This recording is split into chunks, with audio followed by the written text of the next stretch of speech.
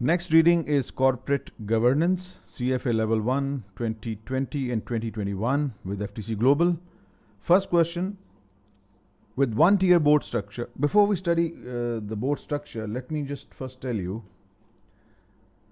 that there are two types of structures of the boards. One tier and two tier. In one tier, there is one board of directors divided into executive directors and non-executive directors. Non-executive directors, they do not have any operational role. They serve in different committees, so they serve as an independent arm of the board. In two-tier structure, the board is split into two parts. First one is called the supervisory board, and second one is called the management board. Supervisory board keeps an eye on the management board. Right. So with one tier board structure, senior managers determine corporate strategy. As we can see in one tier board structure, executive and non-executive directors mean the senior managers and the independent directors. They serve on the one tier board and they are jointly responsible for determining the corporate strategy. So not just senior managers alone, not just independent directors alone. Both executive and non-executive can serve on the board of directors. So that makes C to be the correct option, and C it is. A conflict of interest between corporate stakeholders is least likely to be mitigated by what? Covenants in debt indentures.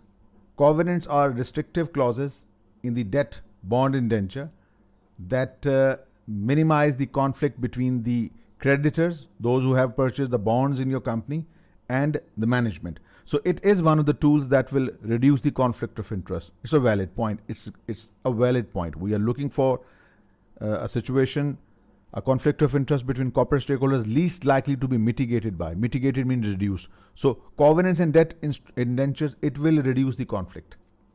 Including stock options as a part of managers' compensation. Managers, they have their own interest to serve. Shareholders, they have their own interest. There's a conflict. When managers are given stock options, which can be converted into shares in the future, it will result in goal congruence. Management will think in the same way as the shareholders do. So issuing stock options warrants to the managers, senior managers like Vikram Pandit in Citigroup of Corporation, Elon Musk in Tesla Motors, these senior managers have been issued stock options worth millions of dollars so as to bring their interest in alignment with the interest of the stakeholders and shareholders. So this is one of the tools through which we can mitigate the risk of conflict of interest. But issuing stock dividends, it is simply reclassification of equity. Equity is transferred from retained earning into common stock, debiting the retained earning, crediting the common stock. In case of small stock dividend, large stocks dividend, simply reclassification of equity. So this is least likely to mitigate any conflict of interest. So that makes C to be the correct option. C it is. A company's director's duty of loyalty is most accurately described as requiring a director to do what? To act in the interest of the company and its stakeholders. This is the exact description of the duty of loyalty. The directors will act in the interest of the company and its shareholders. A is the correct option. Why not B? Perform his or her duties in good faith with due diligence. This is the director's duty of care. Duty of care. We are looking for duty of loyalty. That is A. B is duty of care. C. Carry out the duties assigned by managers of the companies. Amazing. So you think managers assign duties to the directors? Totally other way around. Managers do not dictate. They don't boss around. They don't boss the directors around. Wrong, incorrect statement. So clearly A is the right answer. Next, a relationship between a company shareholder and its senior managers is best described as what? Those who have read the corporate governance theory, I'm sure you know, shareholders are the principals because they are the owners They hold the shares in the company, and they have appointed some people to the board of directors who will serve on the board on their behalf. So shareholders are the principals, agents work on behalf of the shareholders. It's an agency relationship. It's an agency relationship. So the relationship between a company's shareholders and its managers, senior managers, is best described as not principal relationship, it's an agency relationship where shareholders are the principals and senior managers are the agents. Senior managers act as agents. In fact, they are hired to act in the interest of the shareholders. That's why they are the agents serving for the principals. So that makes B to be the correct option, and B it is. Next, in the absence of any ESG related constraint, let us first discuss what is ESG. ESG stands for environmental, social, and governance related constraint. There is a growing concern, there is growing evidence that suggests that ESG factors, environment, social, and governance factors, when integrated into investment analysis and portfolio construction, it may offer investors potential long-term performance advantages. Not just the profitability alone, we have to be careful about environment, social implications of our investments, as well as governance. So combining these all will offer investors potential long-term performance advantages. Right. So in the absence of any ESG related constraint specified in any investment policy, there is no ESG related constraint, no restriction on the investment manager or in the investment policy statement. No such restriction. A portfolio manager is most likely to violate fiduciary duty. What is fiduciary duty? Fiduciary duty is the duty of trust and confidence, a duty that doctor performs for its patients, for his patient. A teacher performs for his students. A lawyer performs for his clients. Fiduciary, the relationship of mutual trust and confidence. The duty performed under it is called fiduciary duty. So, a portfolio manager who is under the fiduciary duty is most likely to violate a fiduciary duty by using ESG factors to do what? Exclude investments with the negative ESG characteristics from the investor's portfolio. Since there is no ESG related constraints, why should he be removing some investments that have negative ESG characteristics? There is no constraint on him. Since there is no such constraint, if he does exclude such investments, he is violating fiduciary duty, because by doing so, he might be reducing the expected returns. Because there is no constraint, absence of any ESG related, no constraint, maafi restriction. Do whatever you want. So when there is no restriction and you exclude certain investments from the portfolio because they have negative ESG constraint, you are violating the fiduciary duty, you are violating the investment policy statement. This is the violation. So other these two assess the expected returns and risk of potential portfolio investment. That's what the investment manager normally do. And choose among investments with similar risk and returns and characteristics to maximize the return on the portfolio. These are his normal jobs. So there is nothing wrong. There is no violation in B and C, but A is surely a violation. That makes A to be the correct option. Next, risk that may arise from ineffective corporate governance. Ineffective corporate governance, least likely to include. If there is ineffective corporate governance, there will be less effective decision making. When there is ineffective corporate governance, there would be weaker financial performance, lower margins, operating and gross margins. When there is ineffective corporate governance, there is increased default risk, increased, not reduced. Ineffective corporate governance would result in increased default risk. That is the least likely one. So that makes C to be the correct option. Next, the stakeholders of a company that prefer a relatively riskier company strategy that has the potential for superior company's performance are those. All these are stakeholders. Shareholders have interest, creditors and suppliers, they have the interest in business. So which of these stakeholders prefer a relatively riskier company strategy that has the potential for superior company performance. Shareholders, they are the one to gain. Taking a higher risk would mean higher expected returns. So among these three, shareholders are the stakeholders who will benefit from high risk because they will get more dividends, whereas the creditors get paid a fixed amount of interest. Suppliers, they prefer to be less risky. Creditors, they prefer to take less risk. So only the shareholders gain by engaging in high risk activities in order to maximize their return. So in this situation, shareholders are the stakeholders that prefer a relatively riskier company strategy so as to maximize their return. Normally, creditors and suppliers, they are risk averse. So that makes A to be the correct option. Next question. The interest of community groups affected by a company's operations are most likely to be considered in corporate governance under what? First of all, let us just make some concentric circles that will explain the layers of different types of stakeholders. The core are your shareholders. Outside, we might have some special interest groups. And then we have some community groups. All these are stakeholders. So the interest of community groups, what are special interest groups? Like trade unions. Trade unions are special interest groups. Shareholders are among the groups whose interests are considered under the shareholder theory. Resolving the conflict of interest of both shareholders and other stakeholders is the focus of corporate governance under the shareholder theory.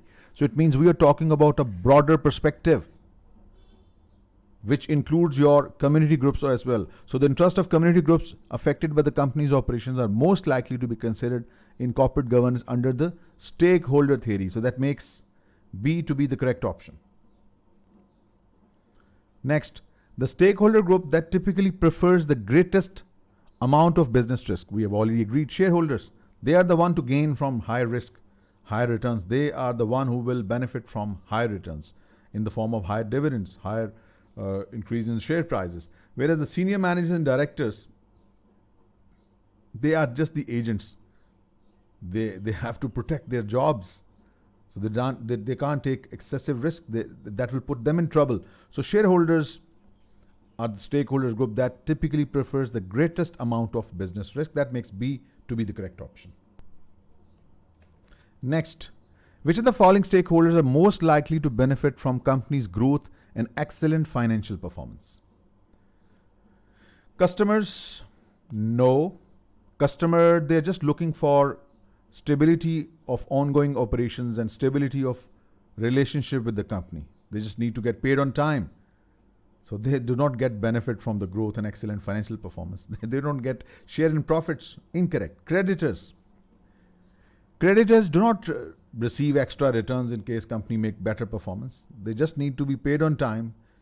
They need to be paid their interest on time. Government, yes. When a company or a business grows, shows excellent performance, it will result in higher tax revenue for the government. For the economy as a whole, GDP would increase. Overall in the economy, the level of employment would increase. So this is the government that benefits from the company's growth and excellent financial performance. C is the result. Next, a company's internal system and practices. Before doing this question, let me just give you an overview.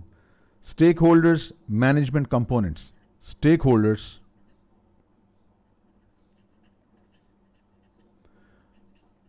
management components.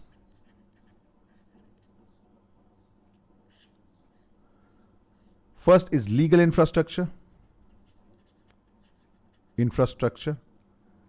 contractual infrastructure, organizational infrastructure, and governmental infrastructure. When you say legal infrastructure, that's the laws that govern the operations of the business. Contractual infrastructure, Contractual infrastructure is the arrangement between firm and its stakeholders under the contracts. Organizational infrastructure are internal systems and governance practices in an organization. And governmental infrastructure, these are the government regulation that have been imposed upon the organization. So legal infrastructure, laws; contractual infrastructure, arrangements between the firm, organization and its stakeholders; organizational infrastructure, internal systems and governance practices; and governmental infrastructure means regulations by the government imposed upon the firm or organization. These are the four types of infrastructure and the stakeholder management components. Company internal systems and practices for managing stakeholder relationship are most accurately described as organizational structure. Contractual structure are arrangements between the organization and its stakeholders. And governance structure, it's a collection of technologies, systems, people, policies, practices, and the relationship that interact to support governance activities. So it's a collection of overall systems, people, policies, practices within an organization. So that makes A to be the correct option. In the context of stakeholders management, organizational infrastructure is most accurately described as what? Contractual arrangement a company enters into with its stakeholders is contractual infrastructure. We just discussed a little while earlier. A company's internal procedures for addressing stakeholders' relationship. Yes, this is organizational infrastructure we discussed in the previous question. A framework for defining the rights and responsibilities of stakeholders. It is governance infrastructure. So remember, practices and governance procedures that a company adopts to manage its stakeholders' relationships, it is organizational infrastructure. That makes B to be the correct option. The stakeholders most likely to be concerned with their legal liabilities. Directors, creditors, and regulators. Creditors and regulators, they do not face any litigation issue for their actions. So they don't face any significant legal liabilities for their actions, whereas directors, since they are the agents of the shareholders, directors are legally responsible for their decisions and actions as board members. So that is the correct option, A. Next, minority shareholder groups. Minority shareholders group, also called the non-controlling interest. Let's say if this is the overall structure of the company, where 70% holding is maintained by certain interest groups and 30% by non-controlling interest or minority shareholders group. So minority shareholder groups are most likely to have influence over the corporate strategy when the board of directors election use cumulative voting. What is cumulative voting basically? Cumulative voting means each shareholder is entitled to one vote per share multiplied by the number of directors to be elected. Let's say if there are 10 directors to be elected and the shareholder holds, let's say 1,000 shares, it means 1,000 times 10, he will have 10,000 shares. He can use all these shares for selecting a single director. So this process, sometimes known as proportional voting, cumulative voting, is advantageous for individual investors because they can apply all of their votes to one candidate. Otherwise, they won't be heard. They will remain unheard. So minority shareholder groups are most likely to have influence over the corporate strategy when board elections use cumulative voting. One share multiplied by the number of directors to be elected. A person having just 1,000 shares will have 10,000 votes, and he can use all these votes to elect a single candidate. So they will have their voices heard then. It says board elections are staggered. Staggered board elections mean that the composition of board of directors cannot be changed for a certain number of years. Staggered board election limits the ability of the shareholders to select an entirely new board for some period of time. This is one of the defensive strategy for takeover. We'll discuss later. So using majority voting means then most of the directors will be appointed by the 70% shareholdings. We want to give the power to the minority shareholders, so then they can have their representation on the board. So this is how they will do. With cumulative voting, minority shareholders are more likely to gain seats. They can use their votings, cumulative voting, for just a couple of directors. So that makes A to be the correct option, and A it is. Next, the stakeholders theory of corporate governance is primarily focused on what? Resolving the competing interest. We discussed this a little while earlier. This is the correct option. Resolving the competing interest of those who manage companies and other groups affected by companies' decisions or actions. We have done this in detail. This is the stakeholders theory. Increasing the value of company. This is the shareholders theory. The focus is only on shareholders. Not the right option. The interest of various stakeholders rather than the interest of shareholders. There is no such theory. Ultimately, shareholders are most important than all the rest of the stakeholders. So focusing on other stakeholders and not the shareholders, that totally makes this option to be incorrect. Next, thematic investing is most accurately described as what? Thematic means selecting a specific investment having some specific social factor or environmental factor. So let us read the options one by one. Thematic investing is most accurately described as excluding companies or sectors from consideration for investment based on environmental and social factors. This is called a negative screening. Kicking such investments out, rejecting such investment, negative screening. Thematic investing is most accurately described as considering a single environmental or social factor when selecting investments. That's what I just told you. Thematic investing refers to selecting investments with a view to a specific environment, social or governance factor. This is called thematic investing. Identifying the best companies in each sector with respect to environmental and social factors. This is called best-in-class investing. Identifying the best companies in each sector with respect to environmental and social factors, it is referred to as the best-in-class investing. So we were looking for thematic investing. That makes B to be the correct option, and B it is. Next, which of the following environmental factors is least likely to arise from inadequate internal controls and safety standards? Local resource depletion. This is something manageable through adequate internal controls. We were looking for an environmental factor that is least likely to arise from inadequate internal controls and safety standards. This is to some extent manageable through conservation. Waste contamination is manageable through green technologies. But stranded assets. What is a stranded asset? 100 years ago, there was no electricity, about 150 years ago. So people used to, for lighting purpose, they used lamps. After the advent of electricity, lamps is history.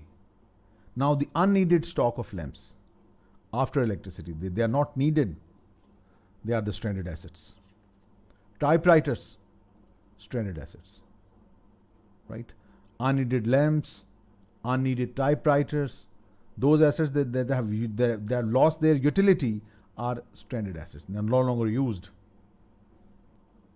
The assets that have become uneconomic because of change in regulations or change in technology, they are no longer used. Stranded assets. Next, environmental, social and governance investing, ESG, is most accurately described as what? Excluding companies in carbon production based industries from consideration for investment. This is called negative screening. Rejecting such companies that result in some carbon production, means environmentally damaging gases or releasing some toxic material into the air, carbon dioxide, carbon monoxide. Excluding such companies, it is called negative screening. Negative screening. ESG investing is most accurately described as integrating environmental and social considerations into investment decision making process. This is the correct option.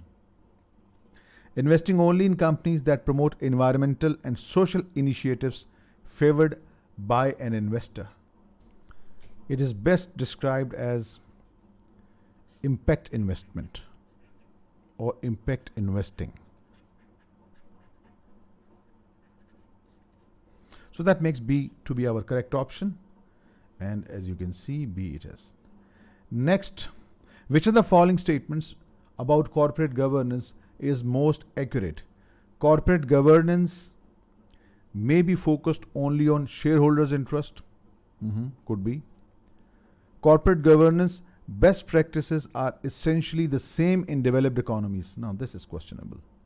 Corporate governance practices and definitions, they vary greatly, significantly across countries. Is defined in the same way? No. Even definitions of corporate governance are different across various countries. Yes, corporate governance may be focused on shareholders' interest, because under the shareholder theory of corporate governance, practices are primarily those that support shareholders' interest. While we have a competing theory called stakeholder theory, under the stakeholder theory of corporate governance, the interest of various affected groups are considered and balanced. So that makes A to be the correct option. A it is. Shareholders who use their shares voting power or other means to pressure company to make changes they believe will increase shareholders' value are most accurately described as activists. The word activist will just help you select the right option. Activist shareholders, proactive, taking the action from the front line. ESG shareholders, they are concerned with ESG issues, environmental, social, and governance issues. Proxy shareholders. Proxy shareholder is basically an individual with the legal authorization called the power of attorney, a legal authorization to vote on behalf of a company shareholder. What does it mean? For example, a person A, through legal authorization, through power of attorney, he can use the shareholding of X, Y, Z during an annual general meeting. So this A person is called the shareholder proxy. He is an individual with the legal authorization, power of attorney, to vote on behalf of X, Y, and Z of company shareholding during an annual general meeting or annual meeting, right? So of course not the answer in the given scenario. That makes A to be the correct option. Next, in principal agent relationship most likely exists between companies, shareholders, and managers. They are the principals, they are the agents. We discussed this a little while earlier. So that makes A to be the correct option. To judge whether management's incentives are aligned with the firm's stated goals, an analyst should examine firm's what? Management incentives. Where do you find management incentives? Management incentives are through remuneration programs. Disclosures of firms' remuneration programs enable an analyst to judge whether this compensation structure aligns management incentives with the firm's objective in order to promote goal congruence. Right? So this is where he should look at. Share class structure will show you different types of shares issued by the same issuer. Cross-holding means a company A, a listed company, holds some stock in company B, another listed company. Of course not. A, B are irrelevant, so that makes C to be your correct option, and C it is. Smith Company's board of directors assign responsibilities to 3 committees. The committee that is most likely to be responsible for establishing the chief executive's compensation package is Remuneration Committee and Nomination Committee. This is their role. Remuneration Committee is responsible for handling the contracts and performances of managers and directors. Audit and Governance Committee. Audit Committee, it oversees the selection of external auditors, the CPA firm. It is involved in recommending the appointment of Chief Audit Executive, the Head of Internal Audit Department, and they are the one who propose the auditor's remuneration, and external and internal auditors report to the audit committee. So they have very important role in audit and assurance services. Governance committee. This committee ensures organization adopts good governance practices. It reviews policies on regular basis. It monitors organizations' compliance with the applicable laws and regulations. Then we have investment committee. Investment committee is responsible for reviewing material investment opportunities, large projects, acquisitions, expansion, etc. And the risk committee, this is the committee specifically designated to assist the board in determining the risky policies. It oversees enterprise risk management implementation, ERM, which you have studied in your section D, CMA part 2. And that's all. Corporate governance is over.